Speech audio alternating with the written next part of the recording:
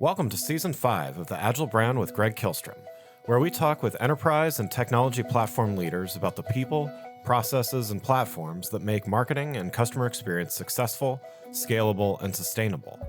This is what creates an Agile brand. I'm your host, Greg Kihlstrom, advisor and consultant for Fortune 1000 marketing and CX leaders and teams as principal and chief strategist at GK5A, and best-selling author, keynote speaker, entrepreneur, and Agile certified coach. The Agile Brand podcast is brought to you by TEKsystems, an industry leader in full-stack technology services, talent services, and real-world application. For more information, go to teksystems.com. To sign up for the Agile Brand newsletter and get the latest insights and articles on marketing technology and CX, or to purchase a copy of my latest book, House of the Customer, go to gregkihlstrom.com. You can also find all my books on Amazon and other retailers. And now on to the show. I'm here at Opticon 2023, Optimizely's annual conference here in San Diego, California, where there have been a number of exciting announcements, and we're going to go over at least a few of those today. Organizations that have a culture of experimentation are able to innovate more quickly and get to the best ideas by learning both what does and what doesn't work. Today, we're going to talk about how marketers can use experimentation to get the most out of their MarTech stacks, their AI tools, and their collaborations in general. To help me discuss this topic, I'd like to welcome Kevin Lee, VP Product Strategy at Optimizely. Kevin, welcome to the show. Thanks, Greg. Glad to be here. Super excited to be having this conversation. Yeah. Well, I'm having a lot of fun so far here. So why don't we get started with you giving a little background on yourself as well as your role at Optimizely? Sure. So as VP of Product Strategy at Optimizely, currently look after the portfolio strategy across the board. We obviously have a lot of solutions spanning across content, across commerce, across experimentation. So, being on stage with red shoes aside, day job is to look after a long-term strategy. So looking out quarters to maybe 1-2 years out.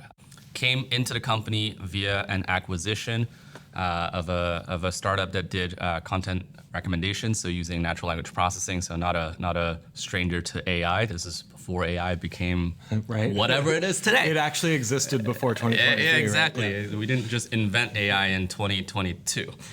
And then I actually was really busy with a lot of M&A stuff. So we've obviously, Episerver acquired Optimizely, we've rebranded the whole company, we acquired a CDP along the way, we acquired Workflow, which is Welcome along the way. So was leading a lot of the product due diligence there from an M&A perspective and sort of building that overall product strategy. And now super excited to see everything come together and obviously launching new products as you heard on main stage today.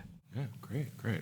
So we're going to talk about a few things today, but let's start with experimentation. And as I mentioned at the top of the show, experimentation is a powerful tool for marketers when it's embraced from a cultural standpoint, a marketing standpoint, as well as a technology one.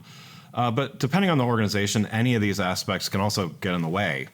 What are some of the things that hold marketers back from more experimentation or even better experimentation from a team culture level? And what role do leaders and managers play here?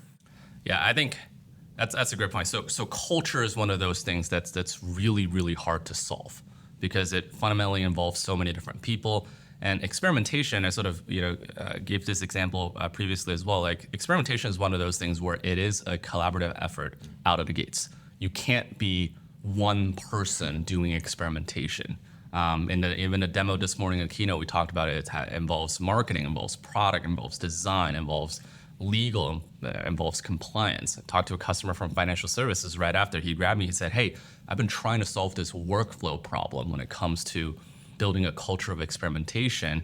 And he's been hacking solutions together using spreadsheets, using approval chains, using email. And he's like, 7 people need to approve a single change before it goes out.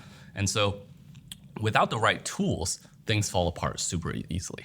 Teams can't get done. They don't know what's actually happening.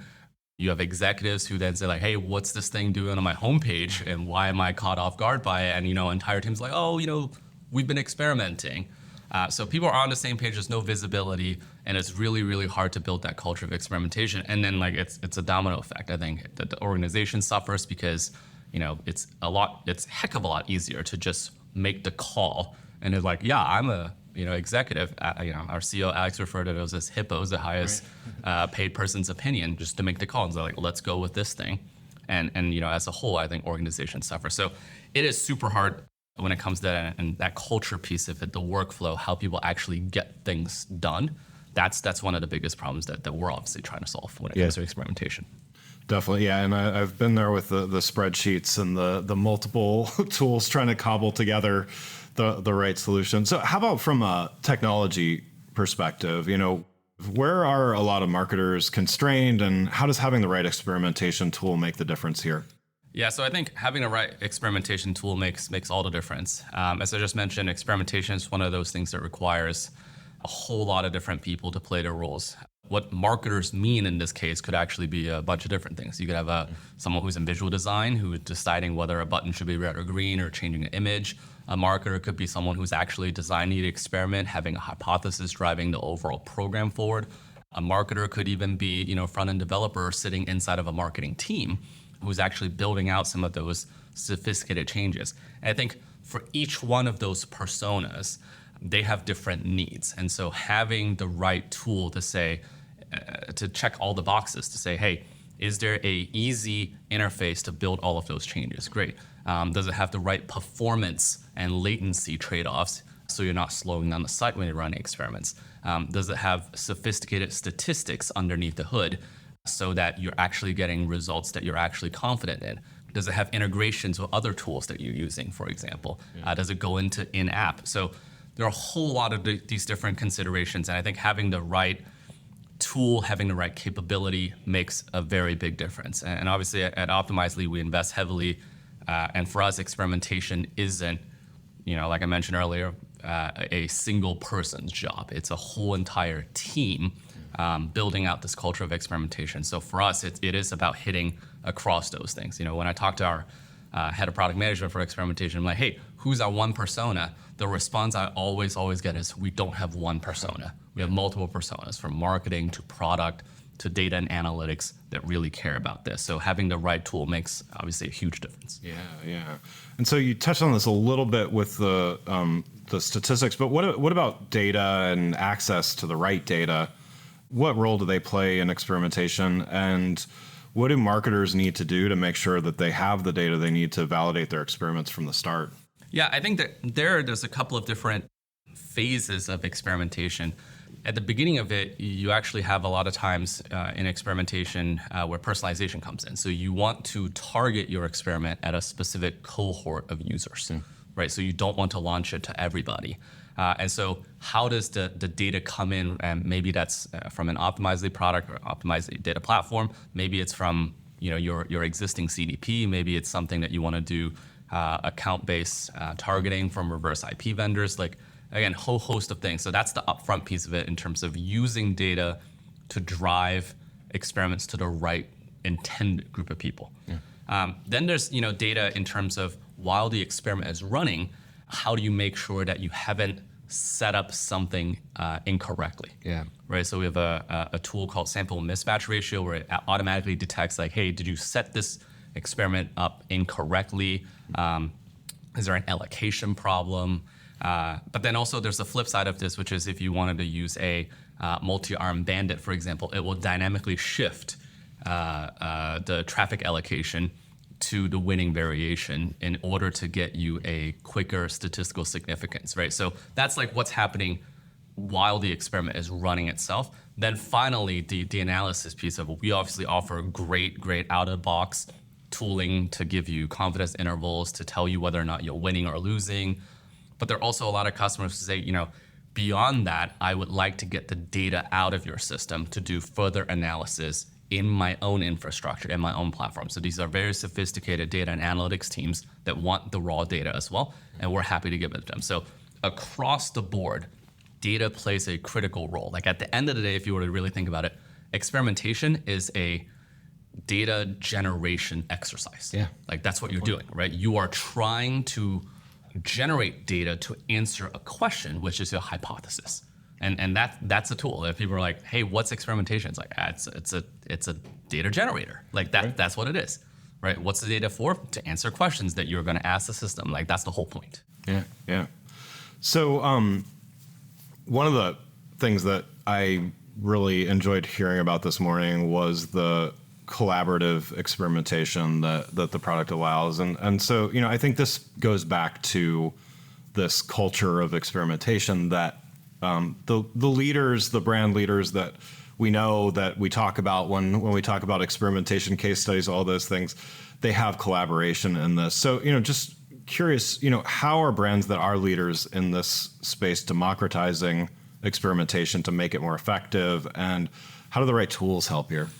Yeah, so for us, we look at it in terms of experiment velocity. So how many experiments do you run on a monthly basis? It's our sort of North Star metric when it comes to experimentation. Obviously, it's super closely tied to customer value, customer adoption.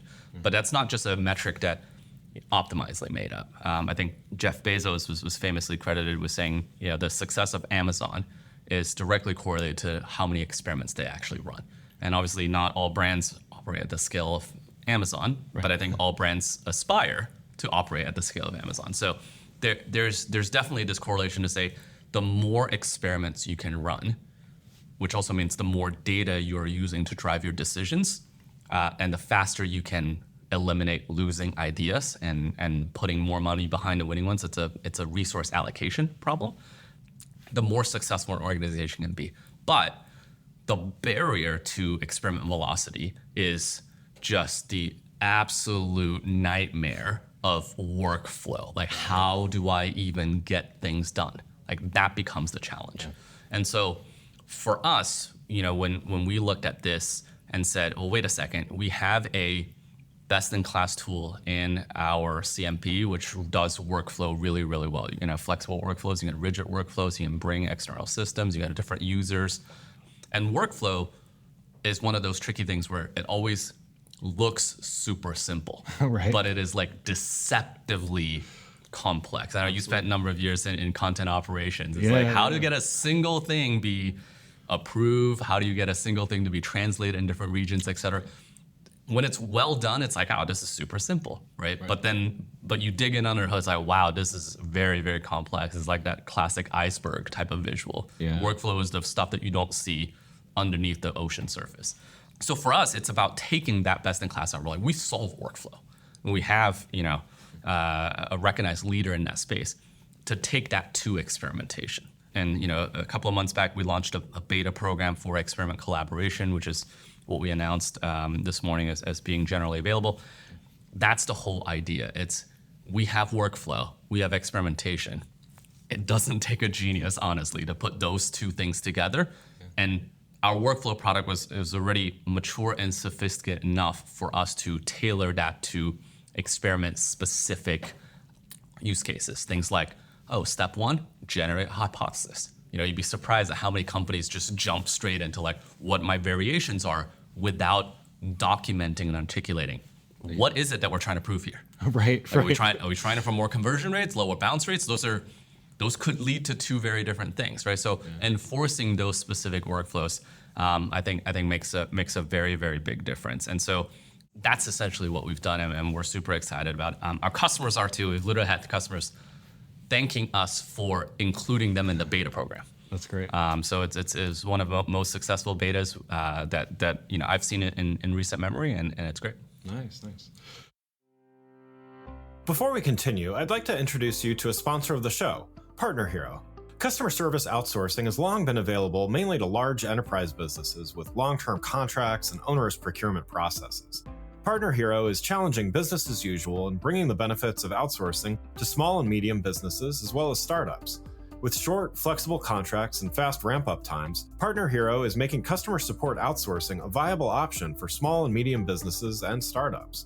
It's perfect for companies with seasonality expecting a temporary spike in volume or that simply need to scale up. And their focus on quality means your customers will get an experience that feels like it comes from your team.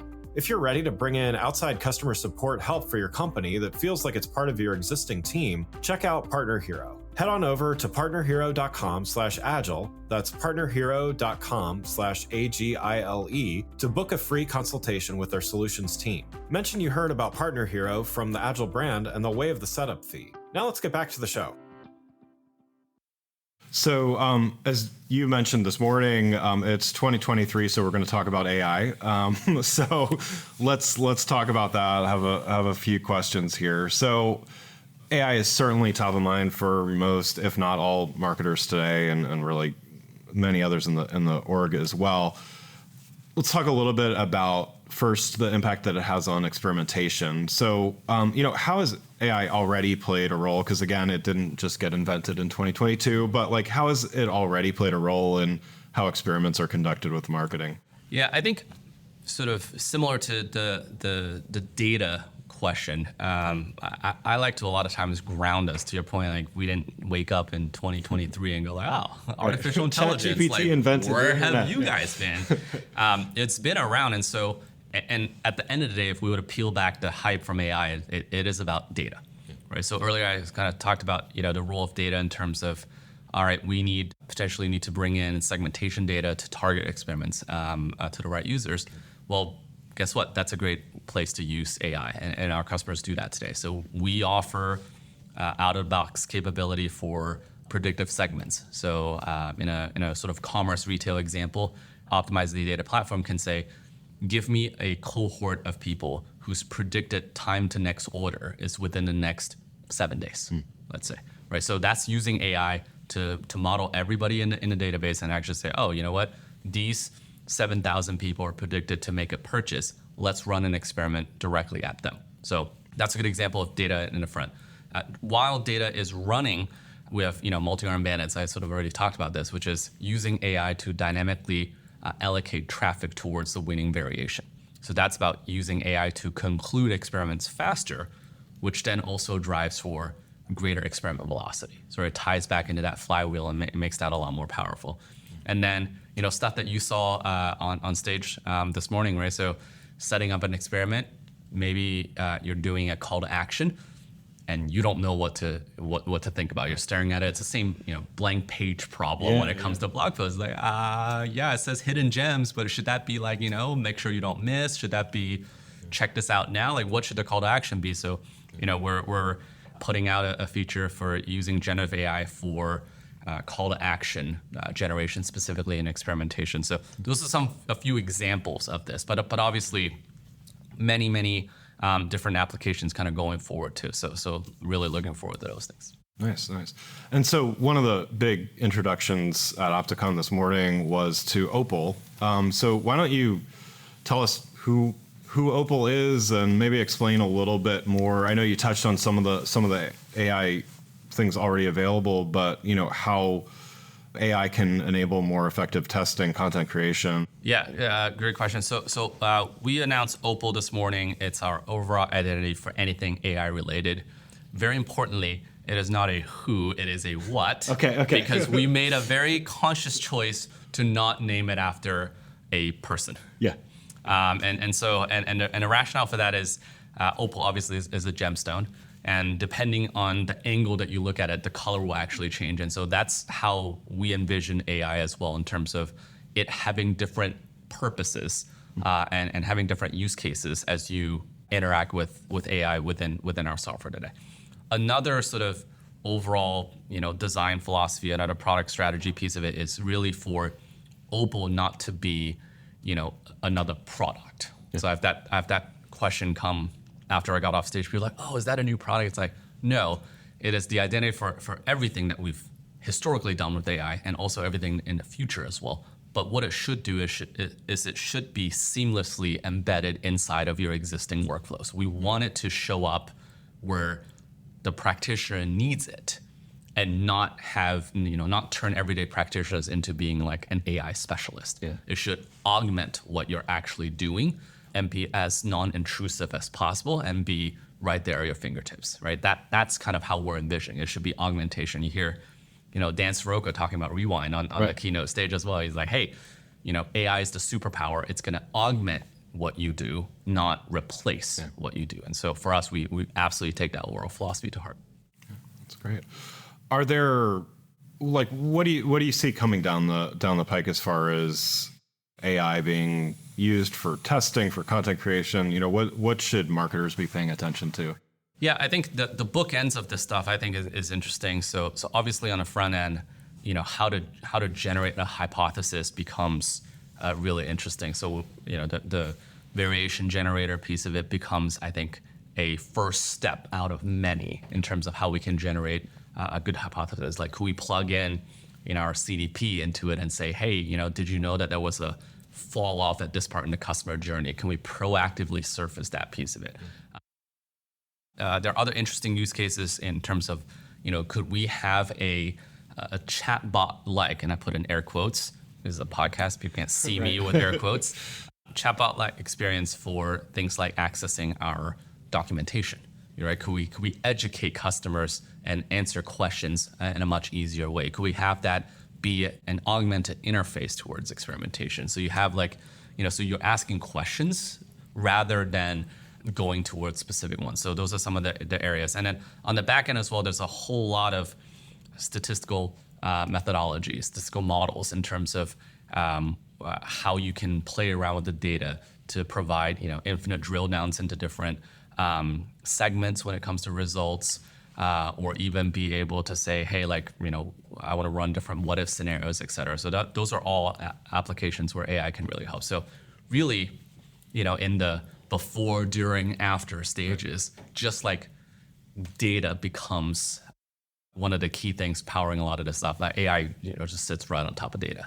Yeah, and I mean, kind of to your point, it's more of a horizontal thing than a vertical thing. I mean, that's how I think about it, at least, as far as to your point about not making Opal a separate product. It's a throughput to everything, because I think that's how the smart people that are thinking about AI right now, that's how they're thinking about it, as opposed to I use AI for 20 minutes of my day and then I use my human brain for the other 7 hours. Yeah, exactly. It's about augmentation, right? It's like it should just be there. And much like workflow, which is an earlier topic, like good workflow should be seamless. Like good AI should also be barely there, but you are enjoying the benefits of it, right? I mean, how many times do you think about spell check? Guess what? That's AI. Right. Autocorrect in text messages. You don't think about those things, but that's AI, right? So it's all of those things that I think that people are just very comfortable with from a consumer scenario.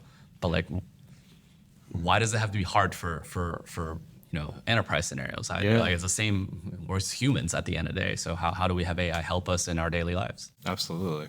So last thing I want to talk about is just how to think about prioritizing experiments. So we talked about culture of experimentation. We talked about technical and data aspects of it. But when you have the right tools in place to do experimentation, becomes a lot more streamlined to start an experiment. But there's still the question of, what do we test, and what should be tested to make the biggest impact. So the easier the experimentation becomes, the more possibilities it opens up. But then again, the idea of prioritization becomes more important. So how do you recommend that teams look at prioritizing their experiments in terms of timing, resources, impacts, et cetera?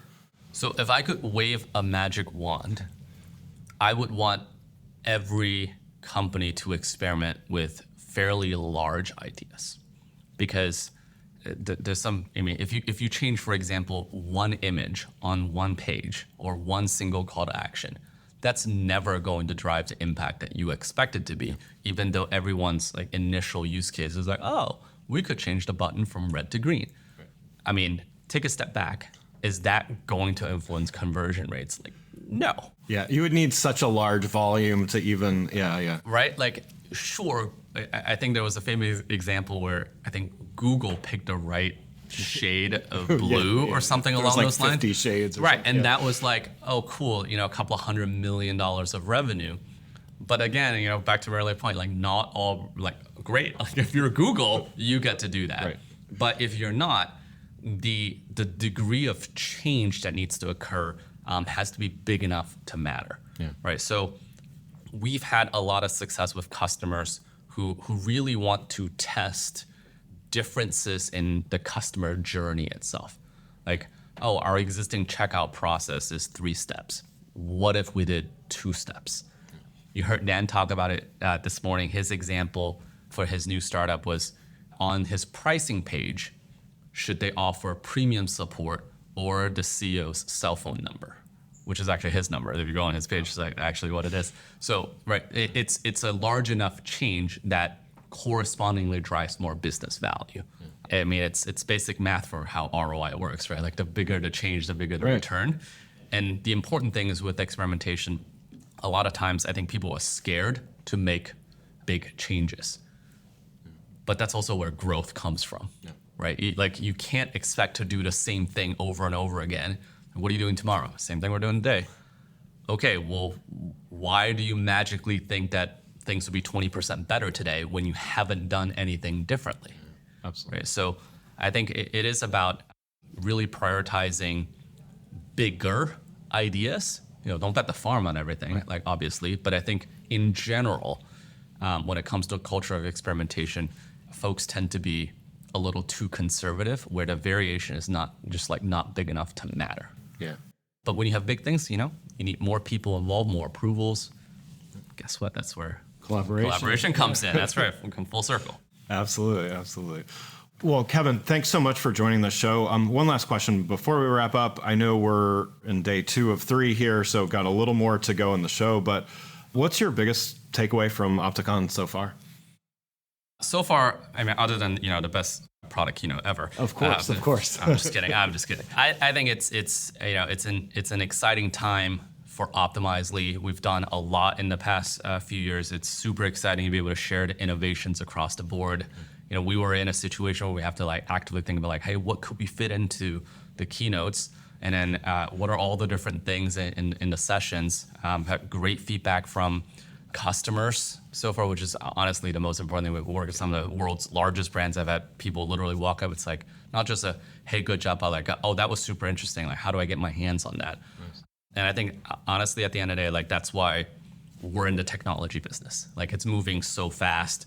We're thinking about those things, and whether it's AI, whether it's content management, experimentation, commerce, etc. These are just all exciting areas to be in, honestly. And I mean, there's never a dull day in technology, right? So that's the good thing, and I'm just super excited for this journey. And again, thank you for being here and also inviting me on a show to go talk about this stuff. Obviously, very passionate about it. Well, obviously, I think it's fun too. So it's great stuff. Well, again, I'd like to thank Kevin Lee, VP Product Strategy at Optimizely, for joining the show.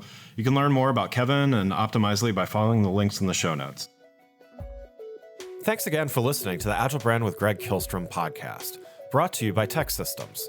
If you enjoyed the show, please take a minute to subscribe on your podcast channel of choice and leave us a rating so that others can find the show more easily. You can access more episodes of the show at www.gregkihlstrom.com. That's GregKihlstrom.com. To get a copy of my latest book, House of the Customer, visit my website, or you can find it on Amazon or other retailers. The Agile Brand is produced by Missing Link, a Latina-owned, strategy-driven, creatively fueled production co-op. From ideation to creation, they craft human connections through intelligent, engaging, and informative content. Until next time, stay agile.